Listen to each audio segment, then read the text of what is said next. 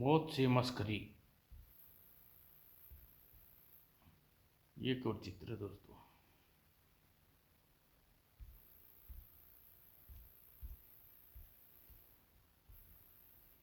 भारत के कुछ इलाके पर पाकिस्तानी सेना ने अचानक हमला कर दिया और एक बड़े भाग पर कब्जा कर लिया, परंतु एक बल्लर जो पहाड़ी से काफ़ी पीछे ऊंचाई पर था, वहां अब भी एक भारतीय कर्नल और 4 कमांडर सुरक्षित थे। जिसने दुश्मन को घेर लिया तो किंतु जीत नहीं पाए। 3 दिन बीत गए, वे आखिर कर्नल के सब्र का पैमाना भर गया। मैं तुम्हें जिंदा नहीं छोड़ूंगा कर्नल। 3 दिन बीत गए, इस तरह भूखे प्यासे हम कुत्तों की मौत मारे जाएंगे। नहीं, हम इन सब को मार कर मरेंगे। पागल मत बनो, कम से कम 300 हैं, बेमौत मारे जाएंगे। कर्नल हेडक्वार्टर से संपर्क हो गया है। उधर हेडक्वार्टर पर कर्नल और उसके कमांडर यहाँ एक बंकर में फंसे हुए हैं और यहाँ तक पहुँचने का पुल दुश्मनों ने उड़ा दिया है। अब हमें वहां तक पहुंचने के लिए इस खाई का चक्कर पूरा करके लंबा रास्ता बनाना होगा, जिससे करीब 4 दिन लगेंगे। लेकिन यदि खाई में उतरकर सीधा पार किया जाए तो? नहीं, यह खाई जहरीले जानवरों से भरी पड़ी है। इसमें इतने जानवरों की जान का मैं इतने जानवरों की जान का जोखिम नहीं उठा सकता। लेकिन हम उन्हें छोड़ भी नहीं सकते, और फिर जब तक वे जिंदा हैं हमारा इलाका पूरी तरह दुश्मनों के कब्जे में नहीं माना जा सकता। तो ठीक है, 4 बटालियन सर, कर्नल थापा का मैसेज।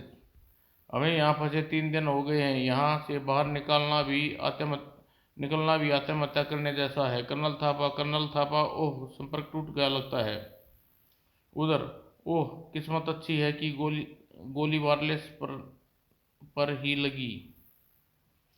मगर कर्नल, अगर हम संपर्क साधन भी खत्म। कर्नल, अब गोलियां और हैंड ग्रेनेड भी थोड़े ही बचे हैं। ठीक है, शाम ढल रही है। आज रात हम यहाँ से निकलने की कोशिश करेंगे। तैयार रहो। रात को देखो, सर्च लाइट घूम कर वापस आने में 1.5 मिनट का समय लगता है। इस बीच हमें चलना है। सर्च लाइट की रोशनी आते ही सब झुक जाएंगे। किसी भी हालत में सर्च लाइट को तोड़ने की कोशिश मत करना, वरना दुश्मनों को शक हो जाएगा। रेडी, चलो बचो। वो देखो, चिंगारी, शायद कोई जवान खाई में छिपा है। चलो उस पर कब्जा करने की कोशिश करते हैं। कर्नल, क्यों ना पीछे घूमकर हमला करें।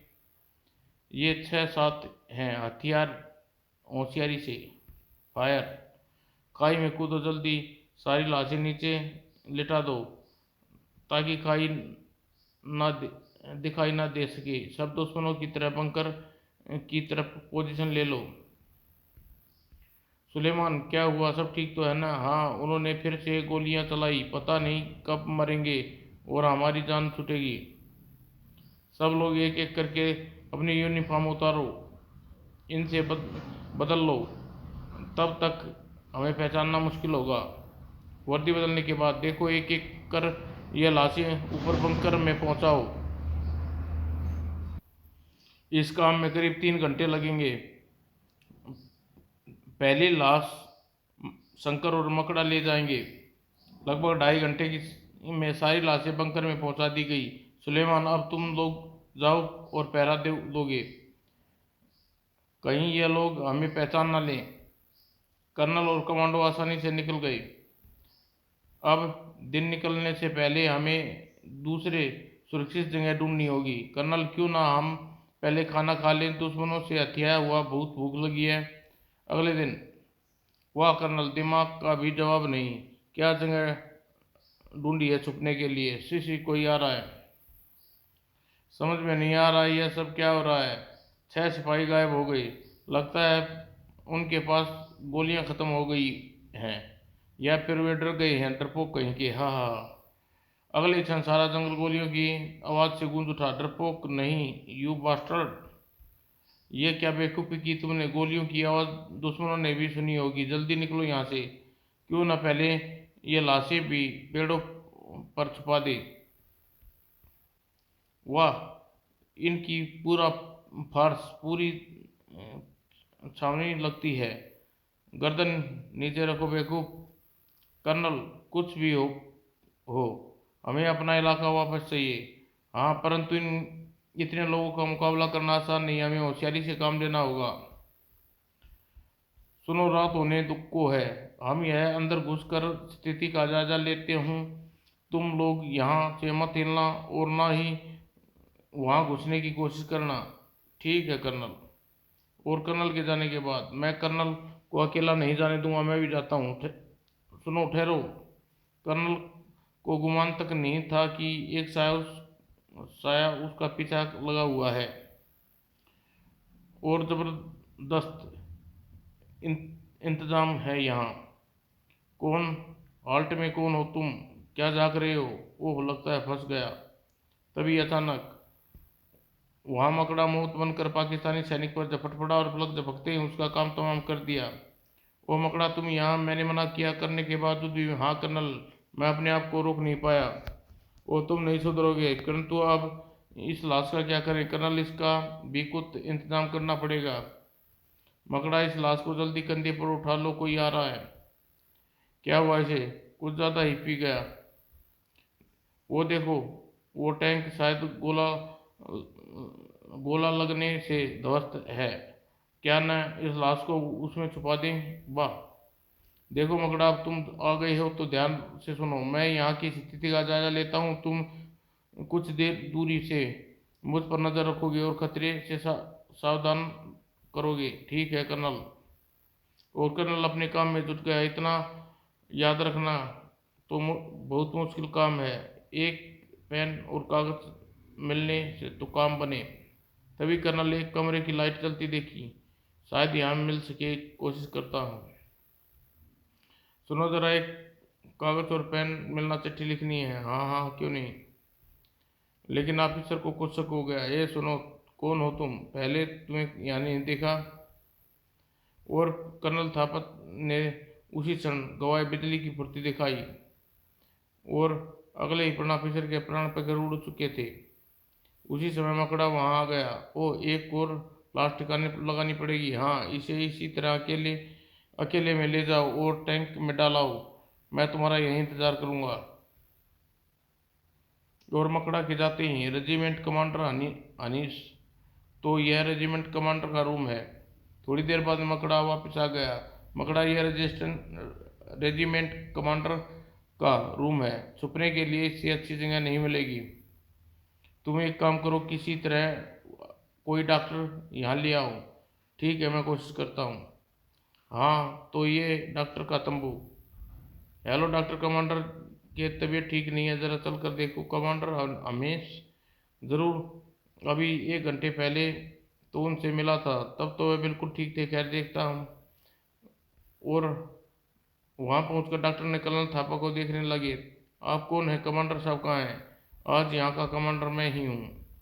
ये सब क्या हो रहा है? तुम कौन हो तुम? डॉक्टर, ध्यान से सुनो। एक सिपाही को बुलाकर बुलाकर बोलो कि कमांडर की तबीयत ठीक नहीं है। लेकिन कमांडर 3-4 दिन किसी से नहीं मिलेंगे। जो आदेश आदेश होगा वायरलेस पर देंगे। ठीक है मकड़ा, जाओ 3-4 सैनिक को बुला कर लाओ। तभी वहाँ 3-4 सैनिक आ गए। तभी कर्नल अपना चेहरा कैप से ढक चुके थे। चलो, अच्छा हुआ बुलाने की जरूरत नहीं पड़ी। कमांडर, लगता है बंकर के सैनिक या तो मारे गए हैं या फिर बेहोश हो गए, क्योंकि 24 घंटे में वहाँ कोई फायरिंग भी नहीं हो रही है। तभी कर्नल के हाथ में इशारा मिलते ही डॉक्टर ने रिकॉर्ड की बात ही शुरू हो गया। देखो, कमांडर साहब की तबीयत ठीक नहीं है। उन्हें 3-4 दिन पूरी तरह आराम करना है, जब तक इन्हें कोई डिस्टर्ब न करे। जो भी बात करनी है वायरलेस पे की जाए। और हाँ, जब तक कमांडर साहब ठीक ना हो जाएं, मैं यहीं रहूँगा। डॉक्टर अनवर से कह देना कि वह वहाँ का काम अकेले संभालना होगा। जी। सैनिक के जाने के बाद, धन्यवाद डॉक्टर, अब तुम्हारी ज़रूरत नहीं है। तुम्हारा क्या मतलब? और तभी कर्नल थापा तेजी से डॉक्टर के पर झपटा और 9 इंच लंबा चाकू फल उसके दिल में घुसेड़ दिया। डॉक्टर का चीखने तक का मौका न मिला। कर्नल, ये तो आपने क्या किया? मकड़ा, डॉक्टर ने हमारा काम कर दिया। अब इसका जिंदा रहना हमारे लिए खतरनाक हो सकता था। जाओ, इसकी लाश टैंक में डालाओ। तभी बाहर से फायरिंग की आवाज़ सुनाई देती है। अरे, ये आवाज़ें कैसी? आओ देखते हैं। ओह, ये तो किसी वीरा शंकर और चौधरी हैं। ये यहाँ कैसे पहुँचे? मकड़ा, जल्दी चलो। और कर्नल को देखते ही उन्होंने फायरिंग बंद कर दी। सुनो, इनको बांध कर कमांडर के कमरे में पहुंचा दो। मेरी समझ में नहीं आता आखिर तुम यहाँ क्यों आई। आप लोगों को निकले काफ़ी समय हो गया था, हम चिंतित हो गए। और फिर यहाँ हमारी इनसे मुठभेड़ हो गई। मकड़ा, सुनो, इन्हें खोल दो। और अब तुम यहाँ से बाहर नहीं जाओगे। मकड़ा, चलो, 3 लाशों का इंतजाम और करना होगा। तभी कर्नल ने अपना चेहरा एक ऐसे ढक लिया जैसे कोई पहचान न सके और शरीर पर कमांडर की वर्दी पहन ली।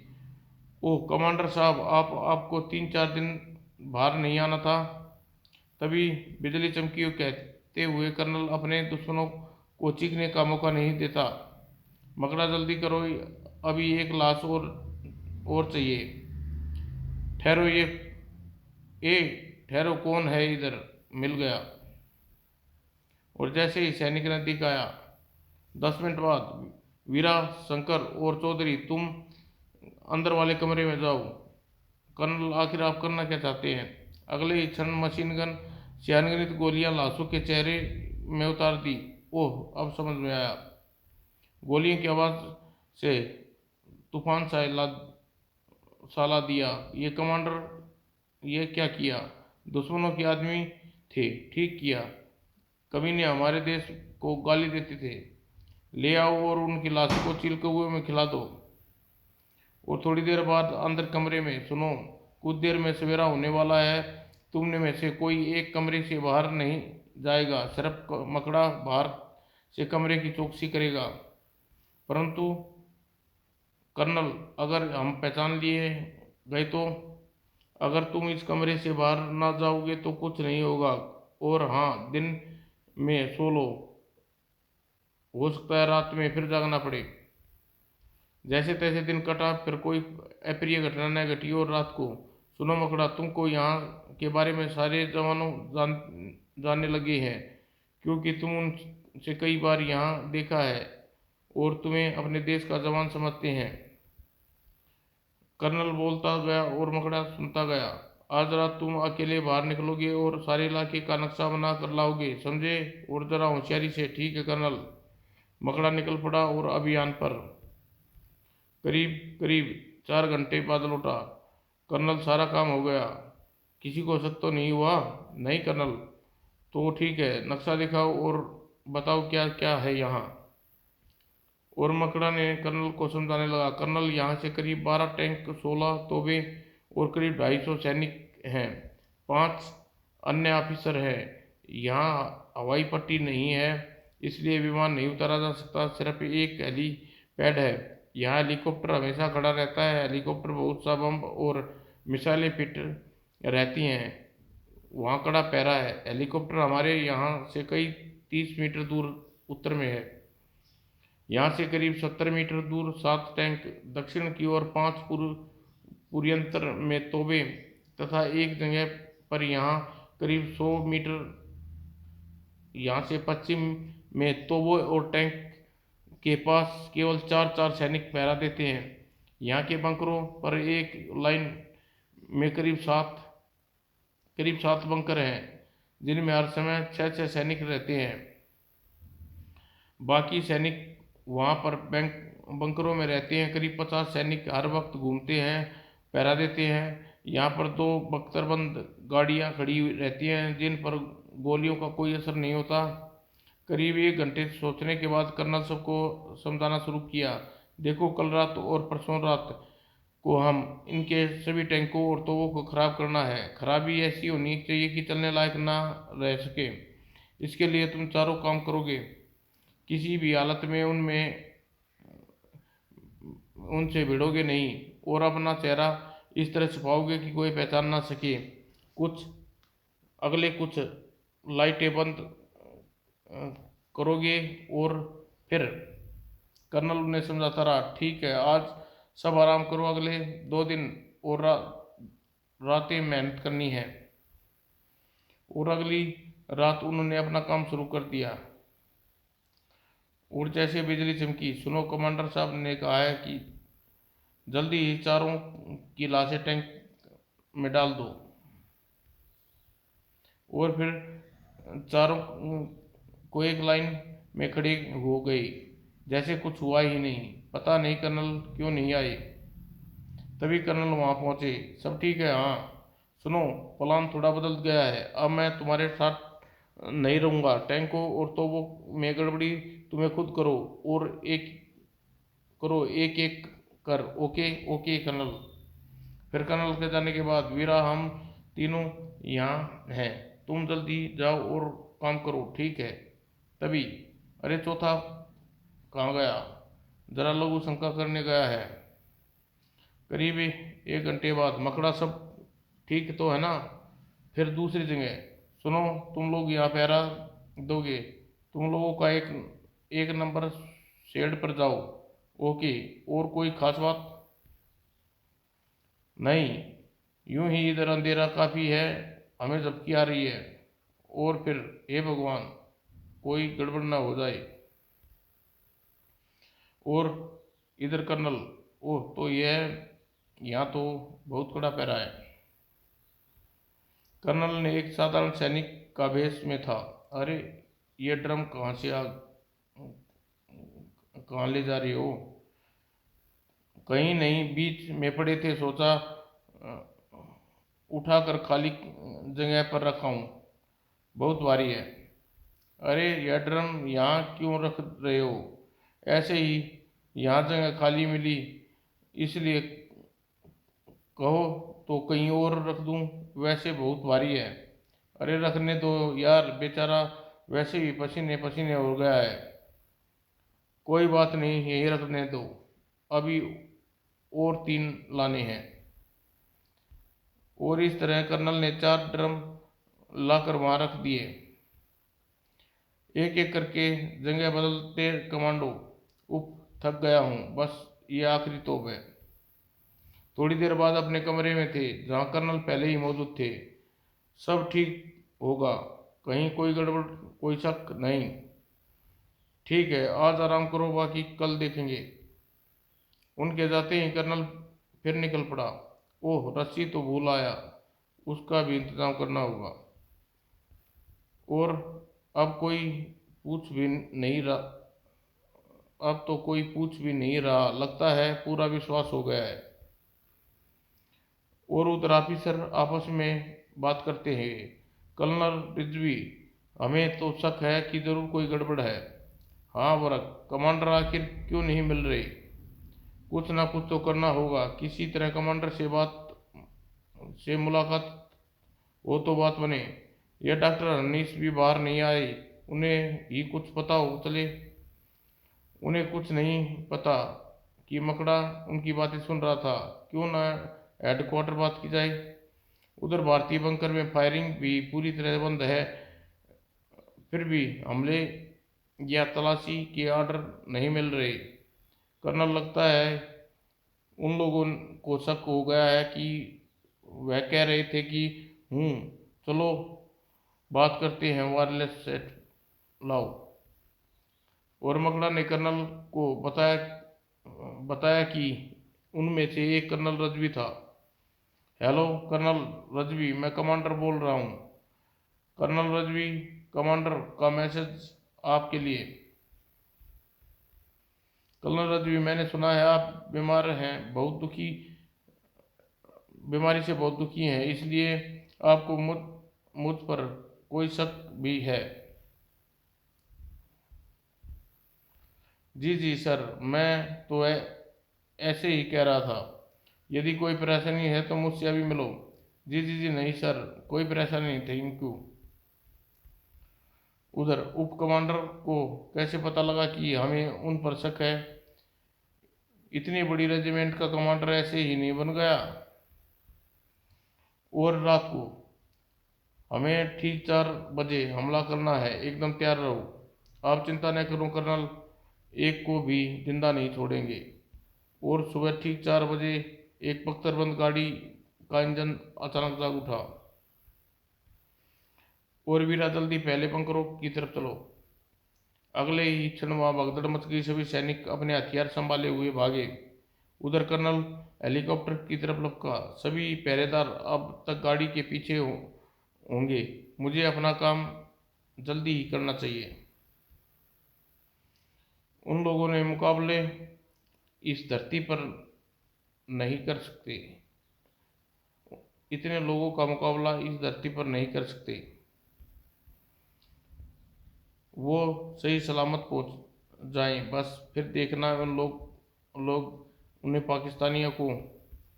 उधर धड़ाम। वीरा गाड़ी के पिछले हिस्से में आग लग गई। अगर सुरक्षित रहना है तो जल्दी हेलीकॉप्टर तक पहुंचो। ओह, वे लोग आ रहे हैं। सभी भारतीय कमांडर हेलीकॉप्टर की तरफ भागे। तभी अंदर कर्नल थापा की आवाज आई, जल्दी करो। और एक एक करके चारों कमांडर वहां पड़े खाली ड्रमों में बैठ गए।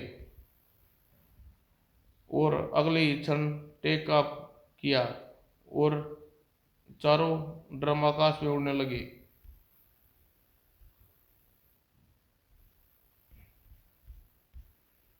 और 2 मिनट बाद एक अजीब नज़ारा देखने को मिला। खाली ड्रमों के छिपे भारतीय जांबाजों ने पाकिस्तानी सैनिकों पर कहर बरपा दिया। भारतीय कमांडर पूरी तरह सुरक्षित रहकर पाकिस्तानी सैनिकों को खत्म करने लगे थे। और कुछ ही देर में दुश्मनों को जबरदस्त नुकसान पहुंचा गया। जल्दी तोप से उन हेलीकॉप्टर को उड़ाने की कोशिश करो। परंतु जैसे तोप घुमाई, ओह दूसरी तोप लाओ जल्दी। और इससे पहले कि तोप गोली छोड़ती, ओ मारा, उस तोप के फरके से उड़ा गई। और तभी अगर जान बचानी है तो भागो, भारतीय सेनाएं आ रही है। पाकिस्तानी सैनिक के पैरों तले उखड़ गए। और फिर एक घमासान युद्ध शुरू हो गया। अंत में जीत का सेहरा हिंदुस्तानी सेना का बंधा। कर्नल थापा, आपने तो कमाल कर दिया। कमाल मेरा नहीं, कमाल इन 4 मुस्टंडों ने किया है। समाप्त दोस्तों।